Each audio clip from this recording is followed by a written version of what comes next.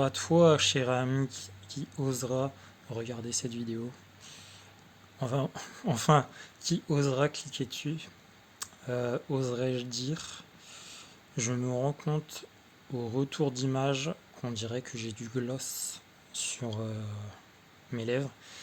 Mais non, non, non, je vais essayer de passer outre cet aspect physique qui me rebute. C'est assez gênant en fait, mais j'ai une maladie de peau qui fait que je dois me mettre ceci sur les lèvres, notamment l'hiver. Donc c'est un corps gras, voilà, à base de vaseline et de calendula. Voilà. Donc il n'y a aucun excipient et aucun, comment dirais-je, enfin aucun truc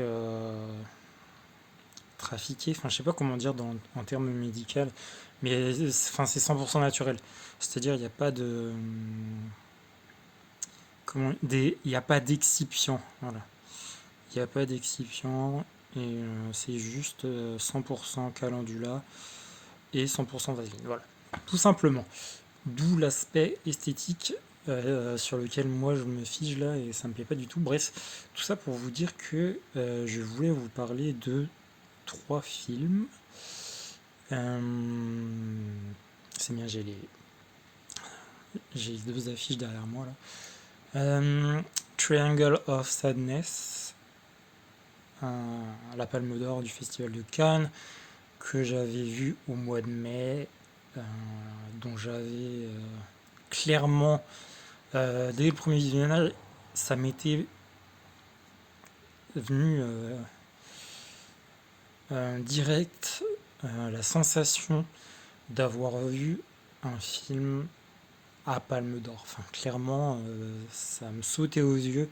À la fin de la projection, j'étais totalement convaincu, sûr et certain de moi, en disant ça va être la Palme d'Or du Festival de Cannes. Et Dieu sait qu'il y a eu de très belles et de très très bonnes propositions au Festival de Cannes cette année, notamment hors compétition, notamment en sélection première, notamment dans la catégorie la quinzaine des réalisateurs, un certain regard et la semaine de la critique.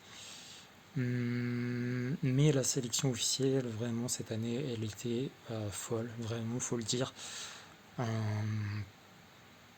j'ai pas vu un film où je me suis dit,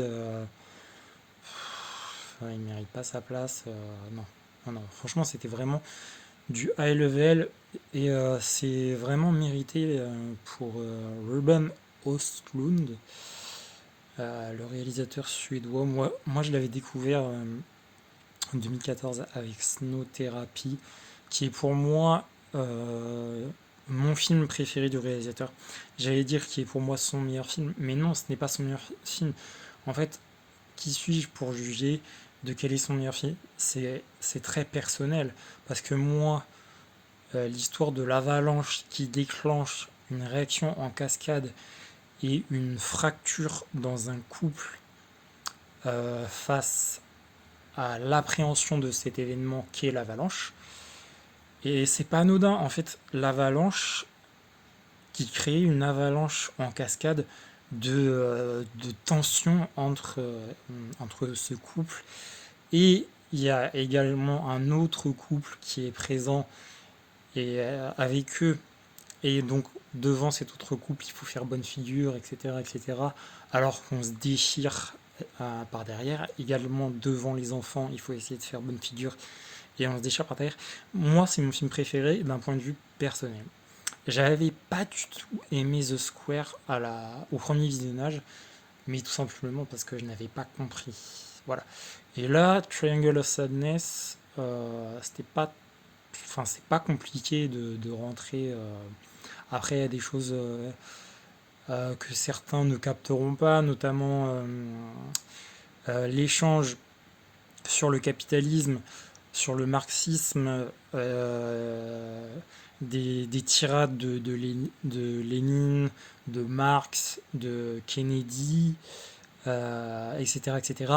Si vous n'avez pas les références sociologique, culturel, historique des propos et pourquoi ils ont été si bien intégrés dans les dialogues, c'est pas très très grave et ça nuit pas à la compréhension globale du film.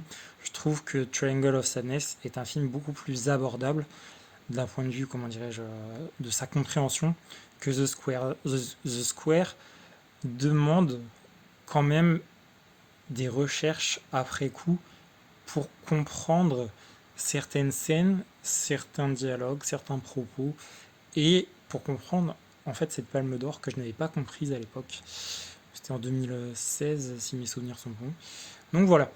Ensuite, donc premier film dont je vais vous parler. Ensuite, le deuxième film, ça va être beaucoup plus court, ça va être Novembre de Cédric Jiménez. Donc pour moi, le meilleur réalisateur français de ces dernières années dans son genre, c'est-à-dire le film un peu, comment dirais-je, sur la French Connection, c'était déjà avec Jean Dujardin, comme dans Novembre, Gilles Lelouch, etc., etc. Le milieu un peu mafieux marseillais. C'était Céline Salette, que j'adore, qui jouait la femme de Jean Dujardin. Et bref, on a le juge, donc le juge joué par Jean Dujardin, qui essaye de démanteler ce réseau de trafiquants de drogue à Marseille qui sévissait dans les années 70. Et c'est vraiment un premier long pour Cédric Jiménez qui le place directement à un très très très haut niveau euh, en termes de réalisation. Je veux dire, quand tu vois la French, tu te dis pas, tu te dis, mais le mec, il a dû en faire des films avant. Non, non, c'est son premier film. Et c'est très très très fort. Euh, tous ceux n'ont, enfin, qui vont aller voir Novembre et qui n'ont pas encore vu la French, parce que je pense que tout le monde a vu Bac Nord, parce que Bac Nord c'était l'an dernier. Euh, il est, il devait être présenté au Festival de Cannes 2020 qui n'a pas eu lieu, en sélection officielle. Donc il n'a pas de chance, parce qu'en 2021, il a été placé en sélection officielle, certes, mais hors compétition. Alors qu'en 2020, il devait être en compétition. Mais en 2021, il a juste été placé en séance, donc en hors compétition, comme Asbestas qu'on voit derrière. Donc il est bien en sélection officielle, mais hors compétition. Donc il ne peut pas recevoir, ni prétendre à recevoir de prix. Voilà, donc voilà. Donc je pense que vous avez eu Bac Nord parce que c'était il y a un an. Mais la French, ça remonte à 2014.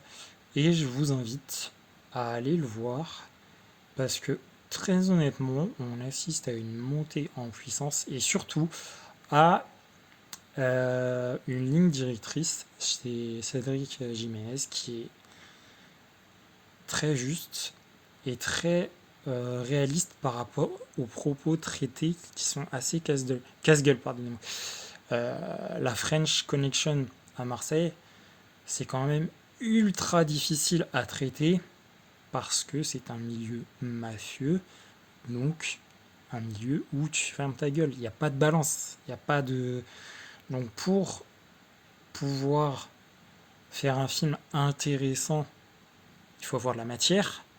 Et la matière, il n'y a que ceux qui ont fini en tôle qui peuvent soit te la raconter, parce qu'il y en a certains qui ont fait des bouquins, il y en a certains qui sont des repentis, entre guillemets, qui ont raconté leur histoire, voilà, leur position, euh, parce que c'est, enfin voilà, ce milieu-là, il y a des gens qui sont là, il y en a d'autres qui sont là, là, là, là, et le but du juge Michel, c'était d'arrêter ceux qui étaient là, voilà, tout simplement.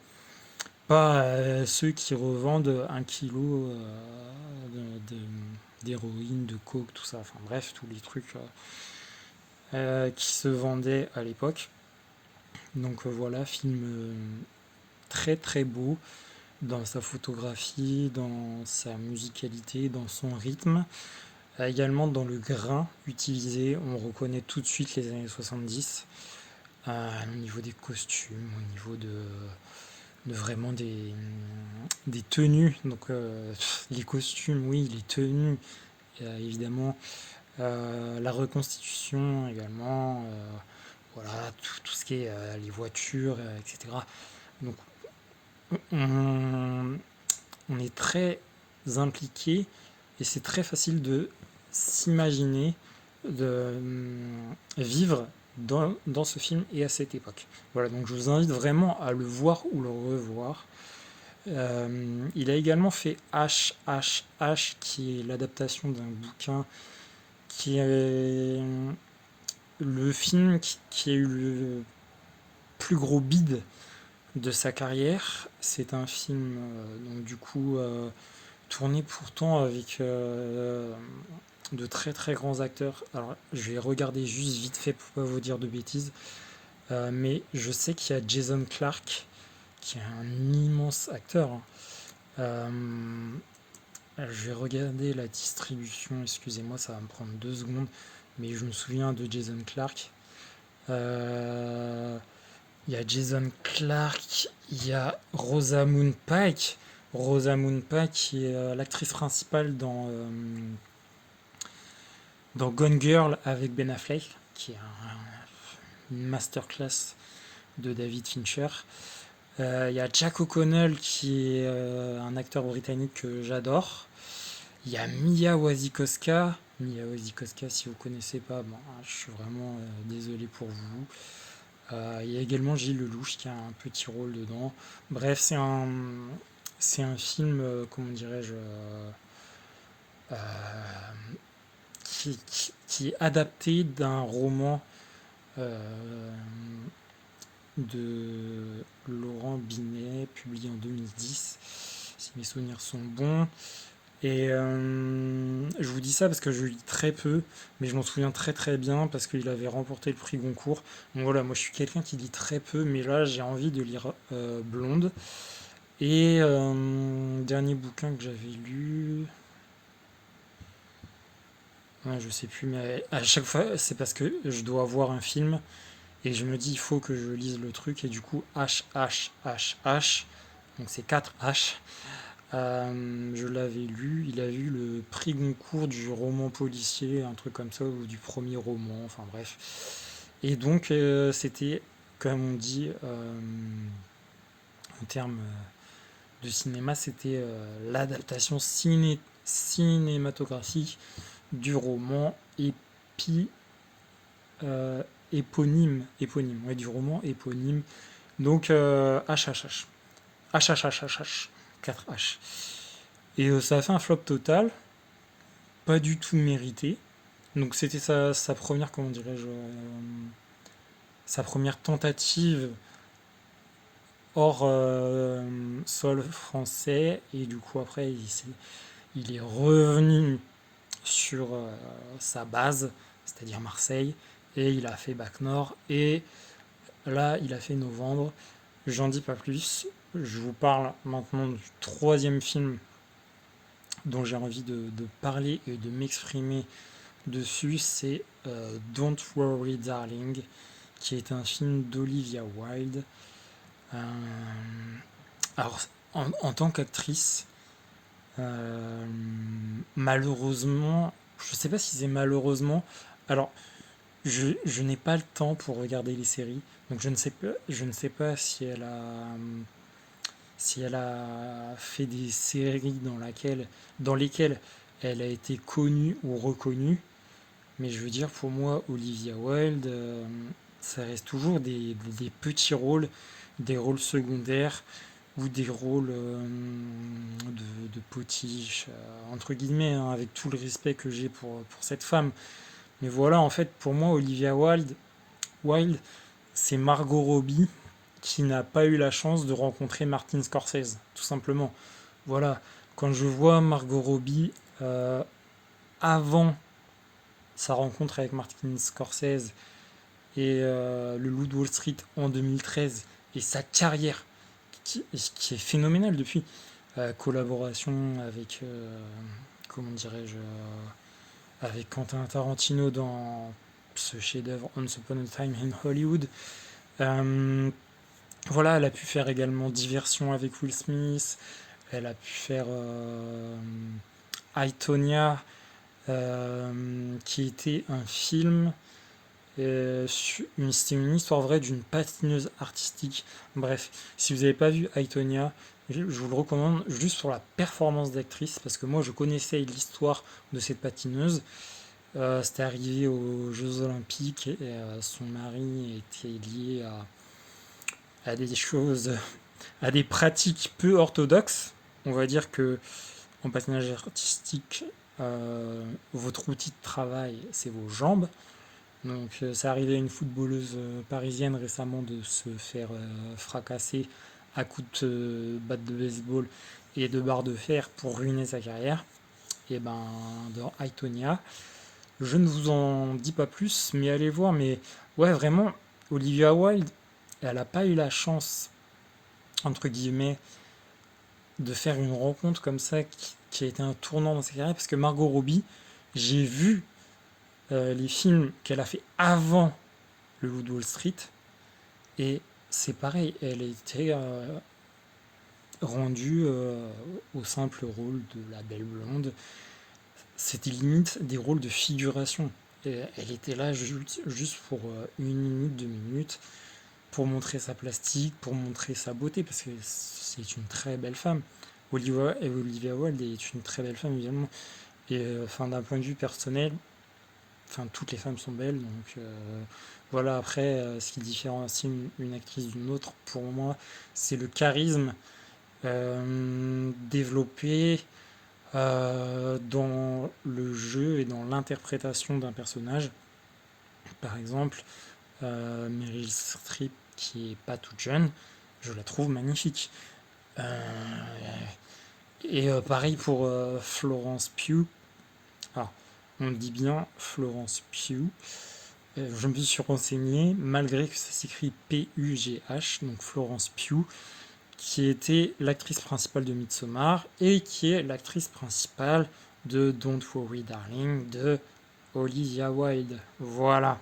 Donc, euh, donc voilà, ce film, c'est Don't Worry Darling. C'est le film qui réussit tout ce que Nope n'a pas su faire. Tout simplement, je suis désolé pour les fanboys de Nope, mais pour moi, Nope, c'est Nope, tout simplement. C'est un mauvais film.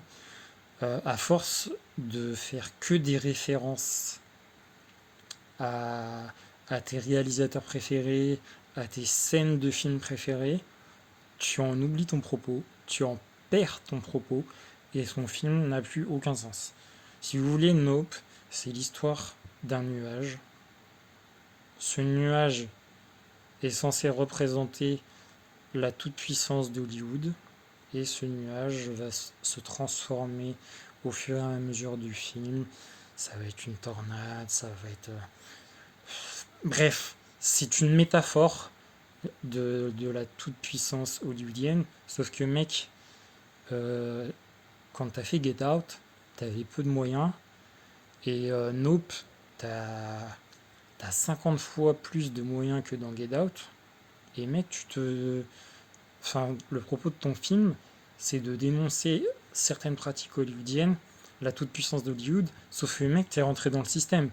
Donc c'est un peu l'hôpital qui se fout de la charité, ou le chien qui se mord la queue.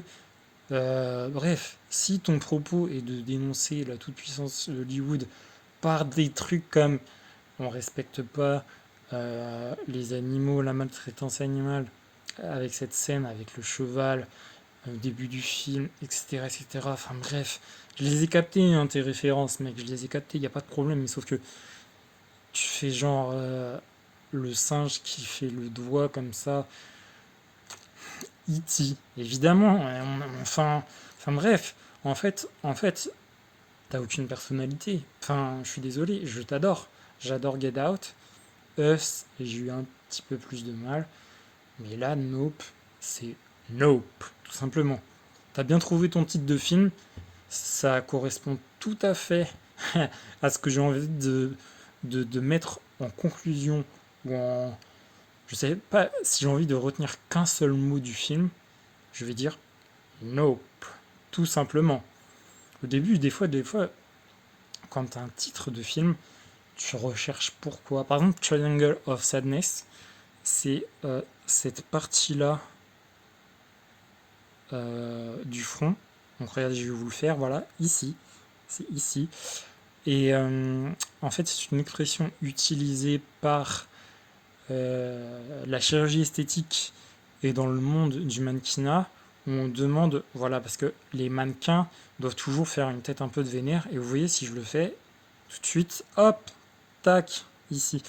Et en chirurgie esthétique, donc le Triangle of Sadness, c'est donc cette partie qui peut être botoxée pour du coup ne plus avoir aucun trait ici. Donc voilà, aucun trait. Voilà, vous le voyez, mon Triangle of Sadness, je vous le montre.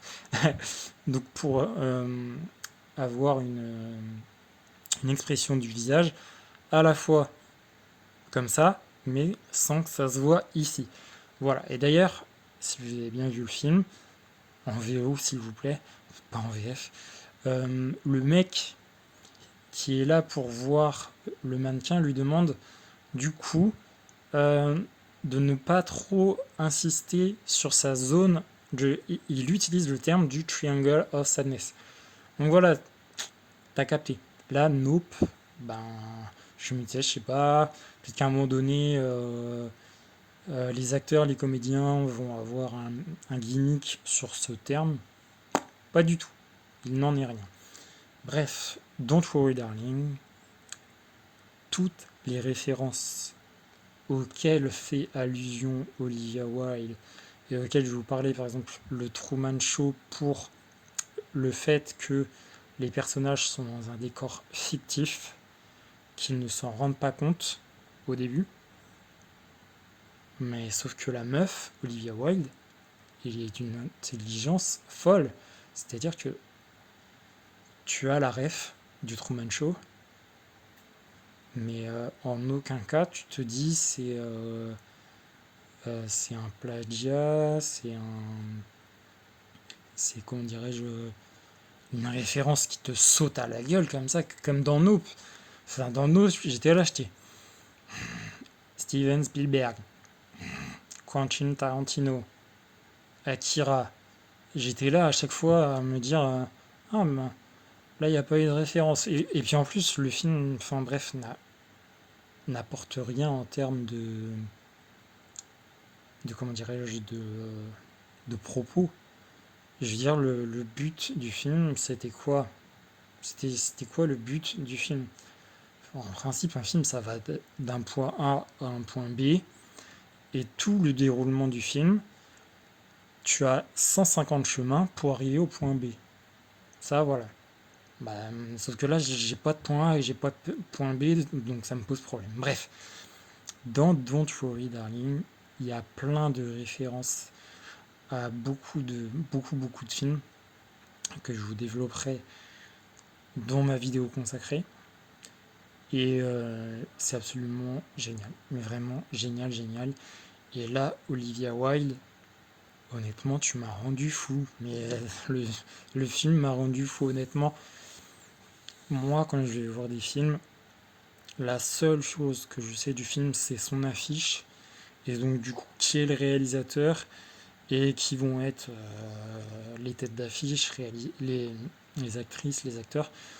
Avant d'aller voir un film, je ne veux surtout pas lire de critiques, je ne veux surtout pas même savoir le synopsis, je veux pas savoir de quoi ça parle. Alors évidemment, si je vois une affiche avec Danny Boone, avec Christian Clavier, etc., je sais que ça va être une comédie française, évidemment. Mais là, quand j'ai vu l'affiche de Don't Worry Darling, j'étais pas prêt pour la claque qui m'attendait. Et je suis bien content d'y être allé avec cet état d'esprit de ne rien savoir et de n'avoir aucune attente. Parce que waouh, Olivia Wilde, tu m'as mis une claque, mais vraiment d'une puissance folle. Enfin, vraiment, c'est ouf. Et d'ailleurs, dans Don't Worry Darling, il y a une petite référence à Get Out. Je vous en parlerai dans ma critique sur ce film-là. Voilà, je me rends compte que ça fait 25 minutes que je parle et que cette vidéo, c'est juste pour vous dire que je vais vous parler de 3 films. Ça fait 25 minutes. Vous avez capté le délire, le mec ne sait pas s'arrêter, le mec est passionné, le mec est chiant peut-être pour certains, pour certaines. Mais voilà, faut que ça sorte à un moment donné. Et ça va sortir. Ça va sortir. Donc, en premier, je reviendrai sur Triangle of Sadness. En deuxième, je pense que je reviendrai sur Don't Worry Darling. Et en troisième, sur Novembre. Je pense que je vais réussir à écrire une critique sur l'origine du mal que j'ai vu aujourd'hui, qui a été présentée à la Mostra de Venise. Et il y a un twist final qui dure une demi-heure, qui m'a qui m'a bien secoué. C'est lent, c'est insidieux, c'est un peu malsain, c'est un peu perfide. Et comme l'était son premier film Irréprochable avec Marina Foïs, Jérémy Elkaïm et Joséphine Japy, son deuxième l'heure du temps, un truc comme ça avec Emmanuel Berco et Laurent Lafitte. Et j'aime beaucoup ce réalisateur. Donc je suis allé voir L'origine du mal, tout simplement parce que Lorca l'a mis, et parce que Suzanne Clément, voilà Suzanne Clément, pour ceux qui ne savent pas, c'est Lawrence Anyways, c'est Mommy, c'est Xavier Dolan. Donc voilà, je suis né en 89, Dolan est né en 4... Je bug. Dès que je parle de lui, je bug. Est né en 89, donc forcément, j'ai grandi avec son cinéma parce que le mec, à 20 piges, il a proposé J'ai tué ma mère. À 21 ans, il a proposé Les Amours imaginaires. À 22 ans, Laurence Anyways. Et à 24 ans, Mommy. Donc, enfin voilà. Là, je ne sais pas trop ce qui se passe dans sa vie parce que depuis juste la fin du monde en 2016, il s'est calmé. Il a fait Mathias et Maxime, il a fait son film hollywoodien entre guillemets avec Nathalie Portman.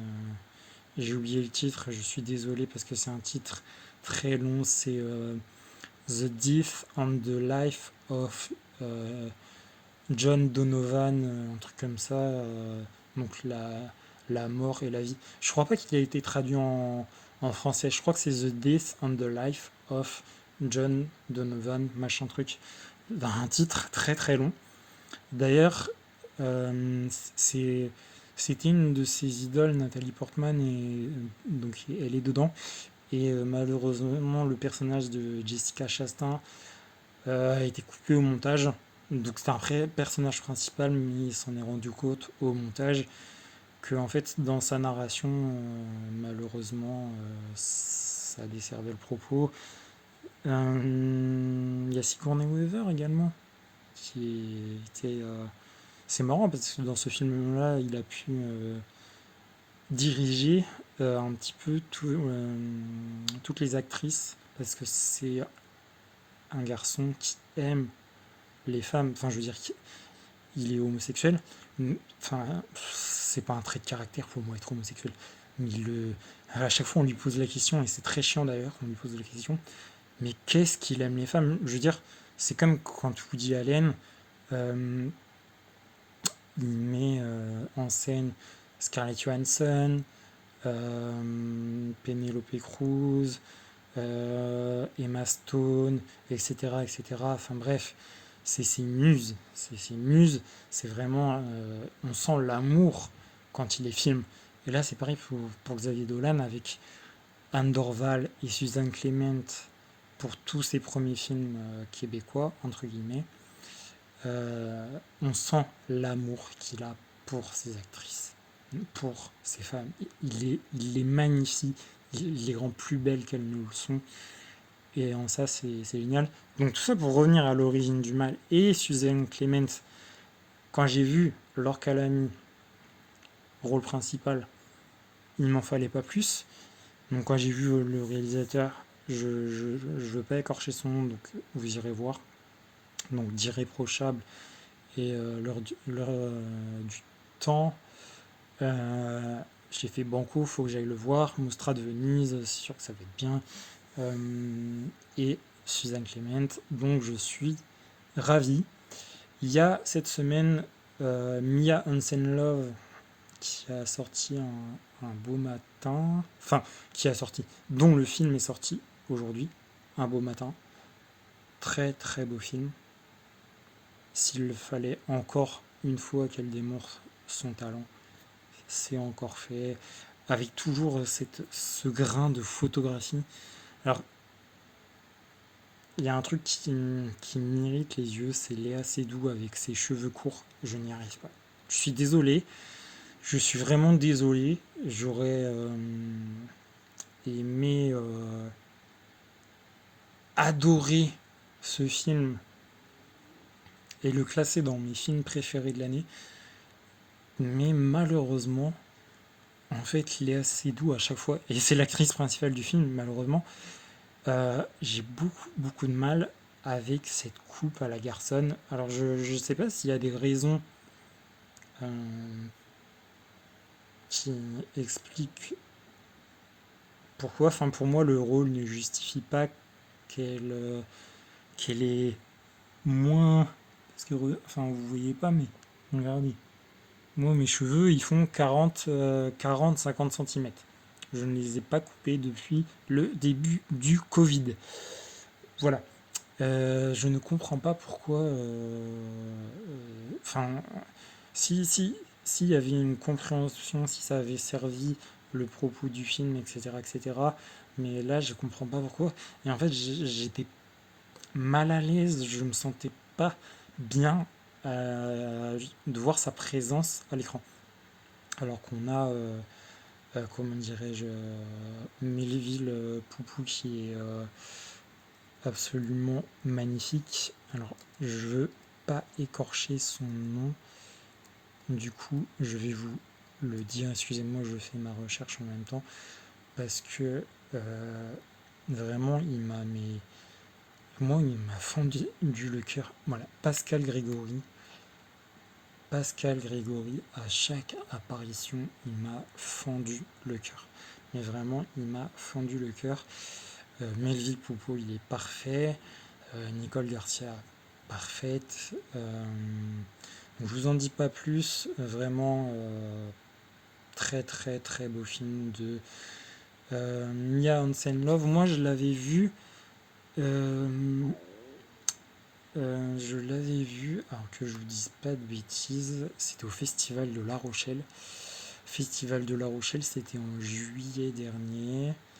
Fin juillet dernier, Festival de La Rochelle. Donc comme Mia Hansen-Love était présente, euh, voilà, j'étais content de pouvoir le voir en sa présence et j'avais osé prendre le micro et lui poser une question. Bref, voilà. Donc voilà, je vais faire des vidéos parce que j'en ressens le besoin pour m'exprimer sur Triangle of Sadness, sans filtre en français. Ne comptez pas sur moi pour utiliser le terme sans filtre dans mes propos. Sur Don't Worry Darling d'Olivia Wilde, qui est une pure claque dans le genre thriller psychologique, semi-horrifique. C'est quand même flippant. Et Novembre de Cédric Jiménez. Voilà, j'ai beaucoup de choses à dire et je vais les dire, même si personne ne m'écoute. Je ne fais pas ça pour ça. Je le fais parce que j'en ai besoin, parce que c'est ma passion et parce que voilà, tout simplement, dans la vie, quand on a des passions, le but, c'est de les partager. Je veux dire, aller voir des films et les garder pour soi égoïstement, j'en trouve pas l'intérêt. Enfin, moi, d'un point de vue personnel, si j'aime le cinéma, c'est grâce, paix à son âme, à ma grand-mère qui m'a éduqué dans une culture vraiment du cinéma d'auteur indépendant à essai dès mon tout jeune âge. Je captais pas toujours, hein. Et, euh, et je suis heureux qu'elle m'ait transmis ça, cette passion-là. Voilà, à Rennes, les deux cinémas s'appellent l'Arvor et le TNB, le Théâtre National de Bretagne. Il y a également du théâtre, de l'opéra, etc., etc. Et euh, deux salles de cinéma, dont l'une s'appelle la salle Michel Piccoli, pour ceux qui ont la ref. Voilà. Et l'autre, c'est Jouvet. Voilà, pour celles et ceux qui ont la ref, vous aurez compris. Et voilà, tout simplement. Donc je vais arrêter sur ça. J'espère que lorsque je ferai ces vidéos, je me serai pas foutu de la crème juste avant parce que c'est j'ai mis le minimum de luminosité, mais c'est d'une brillance extrême ce truc, c'est horrible, on dirait vraiment que j'ai mis du gloss. C'est pas très joli, je m'en excuse parce que évidemment le physique c'est toujours très important, la présentation, comment tu présentes, etc. etc. Donc voilà, merci à toutes celles et ceux qui ont pris le temps d'écouter, voire de regarder cette vidéo. Je vous remercie du fond du cœur, je vous souhaite une belle journée, une bonne nuit, plein de bonheur. De toute façon, c'est tout ce que je souhaite à tout le monde, hein. Enfin tous les gens bien, en tout cas, méritent de passer une belle journée. Chaque jour que tu le fais doit être une belle journée pour vous. Bisous à toutes et tous. Ciao!